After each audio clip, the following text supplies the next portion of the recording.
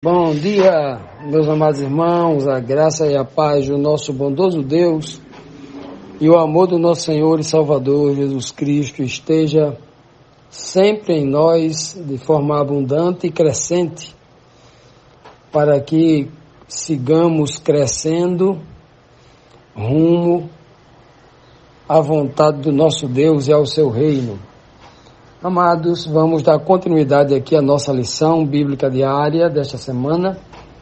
Estamos, esta semana, estudando sobre Ao Pé da Cruz, é o título da lição desta semana, e ontem, na lição de ontem, nós vimos ali o momento em que Cristo estava na cruz, o soldado fura, com uma lança e traspassa o seu corpo, e aí Cristo já estando morto, e saindo do seu corpo sangue e água, E no último verso que nós lemos de ontem, no versículo 35 do capítulo 19, João deixou bem claro que o seu testemunho era verdadeiro, era verdadeiro o seu testemunho. Pois bem, e hoje, na pergunta número 11 aqui da nossa lição,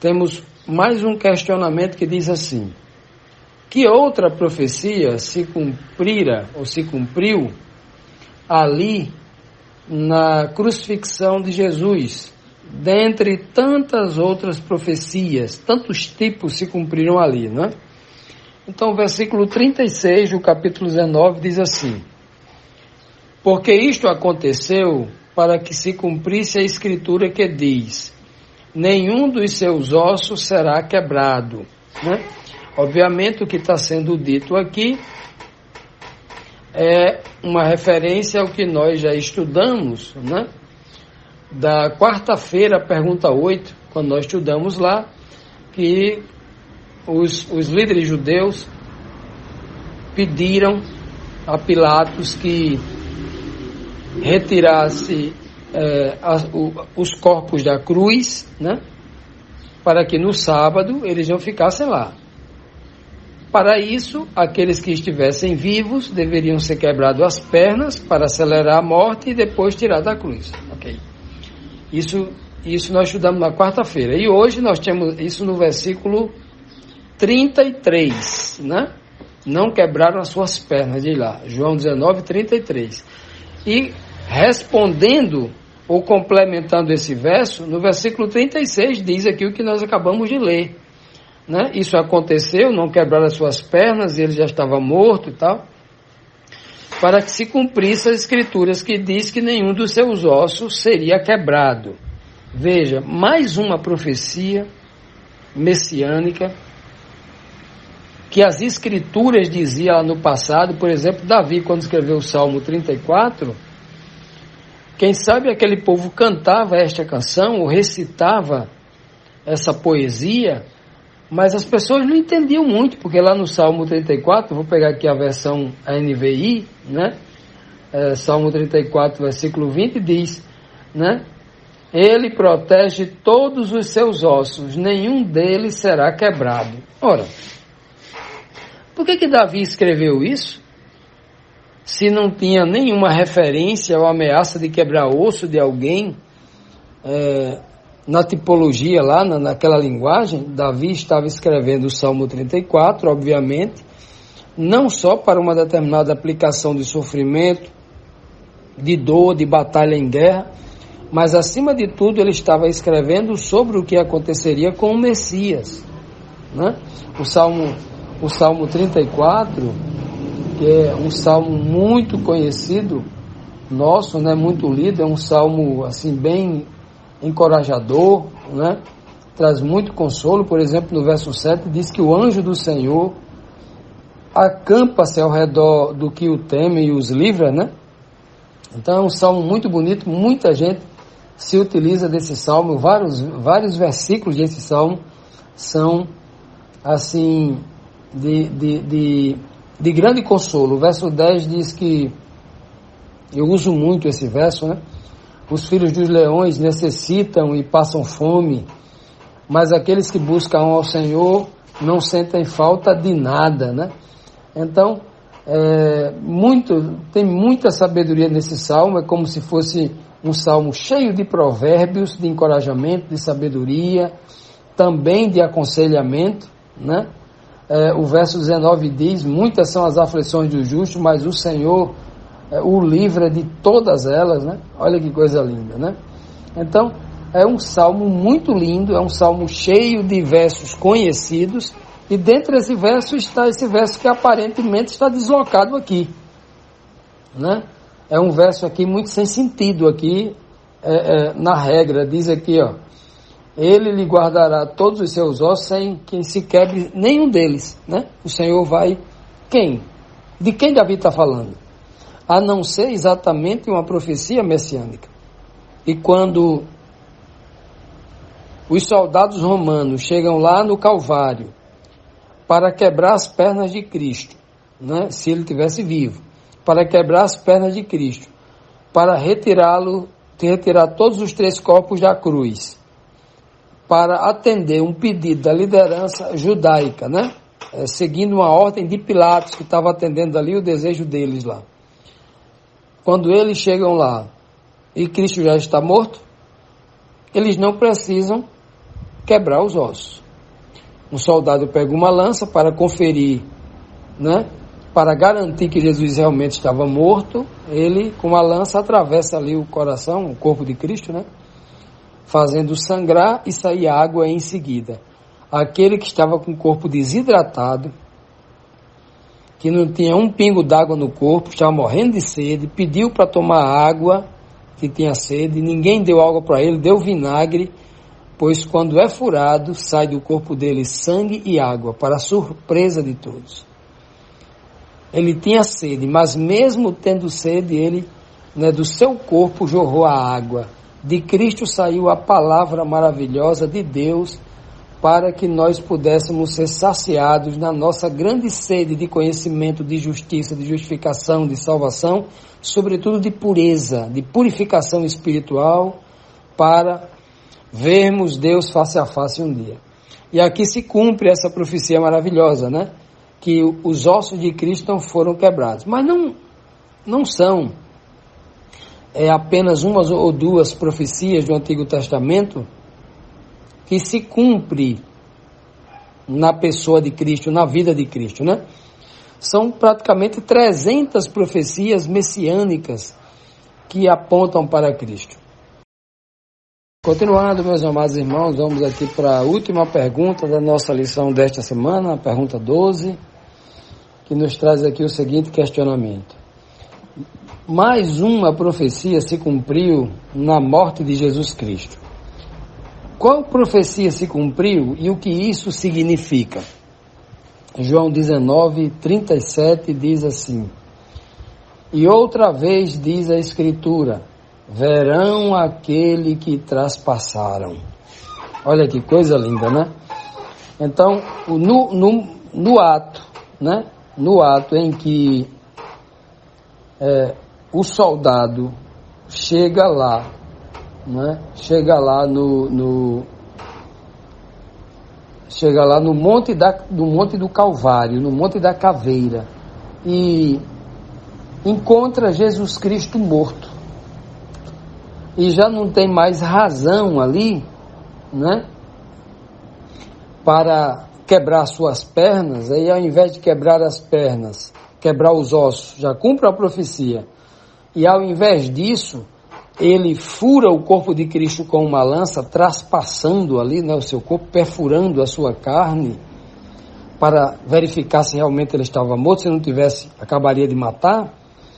Então, neste ato, acaba cumprindo uma segunda profecia, que está escrito lá em Zacarias, capítulo 12, versículo 10, né? Que diz claramente: eis que eles olharão para a minha pessoa, aquele a quem eles mesmos traspassaram, e prantearão e se lamentarão por ele, como quem chora a perda de um filho único. Olha que profecia, lindíssima profecia, triste embora, mas com muita precisão, né? Muito linda a profecia na sua precisão, mostrando que o Messias seria traspassado, teria o seu corpo traspassado, né? Muito, se alguém olhasse para esse texto, alguém poderia entender que seria traspassado por uma espada. Assim como lá no deserto, na rebelião do povo lá no deserto, o Senhor pede que os seus irmãos desembainhem as suas espadas e atravessem os próprios irmãos que estavam em rebelião contra Deus. Uma grande rebelião, um complô contra Moisés, contra Deus, contra a palavra de Deus, contra a coisa santa, contra a vontade de Deus que era boa, e eles estavam querendo praticar o mal. Então, quando a Bíblia fala traspassar, se alguém dissesse assim, como seria? Vamos deduzir, porque tem muita gente hoje, pega a palavra Bíblia e começa a deduzir como vai ser a profecia. Então, se eu lesse esse texto de Zacarias nos seus dias de vida, antes de Jesus Cristo vir à Terra, quando eu lesse a palavra traspassar, eu entenderia que alguém pegaria uma espada e perfuraria o corpo, uma faca, um punhal, alguma coisa, Nunca uma lança, Nunca uma lança. Seria traspassado por uma lança. Que coisa. Foi exatamente isso o que aconteceu com Cristo. Pendurado numa cruz, lá em cima, o homem com uma lança traspassa o corpo de Cristo. E esse termo, traspassar, significa ser ferido de uma forma violenta, de uma forma até covarde, de uma forma desproporcional, traspassar. E, inclusive na linguagem poética, não só na cultura hebraica, mas também na cultura ocidental, na cultura cristã ocidental, se diz de forma poética: o meu coração foi traspassado por uma decepção que eu tive com um grande amigo que me traiu. Meu coração foi traspassado quando o meu casamento, o meu cônjuge, tive a notícia de que houve uma traição. Meu coração foi traspassado. Fiquei realmente assim, muito ferido por tal acontecimento que ocorreu comigo, Então, esse termo traspassar, na cultura hebraica e na cultura ocidental, na cultura judaico-cristã de uma forma geral, também se aplica numa linguagem tipológica, poética, numa metáfora, quando alguém sente uma grande dor, uma dor na alma que se compara a uma dor física, ou às vezes muito maior do que uma dor física. Então, Cristo realmente ali, quando foi traspassado, o corpo de Cristo, foi traspassado, porque ele já estava morto, não sentiu nada. Quando o corpo dele foi traspassado, se cumpre também parte disto no livro de Isaías, capítulo 53, que fala, que ele foi ferido, moído, e por que não dizer traspassado por causa das nossas iniquidades. O castigo que nos trouxe paz foi lançado sobre ele. Ele que foi castigado, as consequências da minha culpa, que era a morte eterna, foi lançada sobre ele. E para que eu, assim como Cristo, tenha um grande aprendizado dessa verdade, o Senhor Deus permite que nós passemos por agruras, por sofrimentos e por provas, assim como Cristo passou sem ter pecado. Olha só, que coisa importante a gente precisa entender. Jesus Cristo nunca pecou, nunca errou, portanto ele não tinha que sofrer por nenhuma consequência dos seus pecados. Ele não errou, ele não pecou. Como é que Jesus poderia ter um sofrimento em decorrência de uma consequência do seu erro, já que ele nunca errou? Claro que o sofrimento, que as agruras e as provas que a gente passa nesta vida, elas não são sempre em decorrência de algum erro que eu cometi. Inclusive acusaram Jó disto. E Jó não estava sofrendo ali em decorrência de um erro que ele cometeu, mas justamente em decorrência de uma prova permitida por Deus para a sua aprovação, para o seu engrandecimento espiritual, sua evolução, seu crescimento espiritual, e sobretudo para que Deus pudesse honrá-lo com grandes bênçãos diante dos homens, né? Bênção do conhecimento e também o Senhor lhe dá a prosperidade que ele já tinha e agora muito mais em abundância. Então, veja que nem sempre, quando o Senhor permite que nós soframos, né, sejamos, entre aspas, traspassados por um sofrimento, tenhamos o coração, a nossa mente traspassadas por grandes decepções, tal, que o Senhor permite para o nosso crescimento espiritual, nem sempre é por causa de um pecado, é uma consequência de um erro que nós cometemos, mas porque o Senhor permite para a nossa aprovação. O Senhor não permite provação para a nossa destruição, mas toda provação é para a nossa aprovação. E o Senhor não permite nenhuma provação grandiosa na vida daqueles que Ele não confia. O Senhor só permite grandes provações, como foi a provação de Jó, porque Ele confiava em Jó. Logo, se você está passando por uma grande dor, por um grande sofrimento na sua vida, um grande desafio, aprenda uma grande lição. Deus confia em você. É por isso que Ele está permitindo tamanho sofrimento, porque de uma forma ou de outra Ele vai lhe honrar grandiosamente. Que o Senhor nos abençoe, que ao olharmos para o sofrimento de Cristo, que não tendo nenhum pecado, não merecendo nenhuma injustiça dessa, Ele sofreu justamente para não só nos dar o exemplo, mas para que nós tivéssemos a vida eterna.